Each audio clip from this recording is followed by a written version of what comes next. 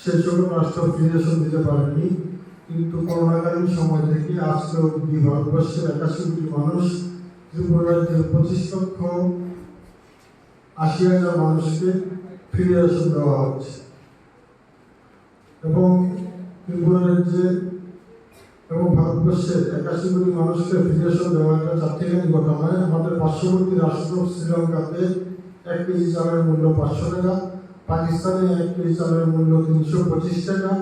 ভারতবর্ষে 81 কোটি মানুষ ফ্রি চাল পায়। কি পরিমাণ ধান উৎপাদন ভারতবর্ষে হয় সেটা সহজেই অনুমেয়। কৃষিক্ষেত্রে আয় দ্বিগুণ থেকে তিনগুণ করা হয়েছে। কিষাণ সম্মান নিধির মাধ্যমে 6,000 টাকা করে প্রত্যেক কৃষককে দিয়ে তাদেরকে আরও উৎসাহিত করা হয়েছে। অত্যধিক ধান এবং গম যাতে তারা ফলাতে পারে সেই দিকে তারা যাতে দৃষ্টি দিতে পারে, সেই দিকে লক্ষ্য দিতে পারে।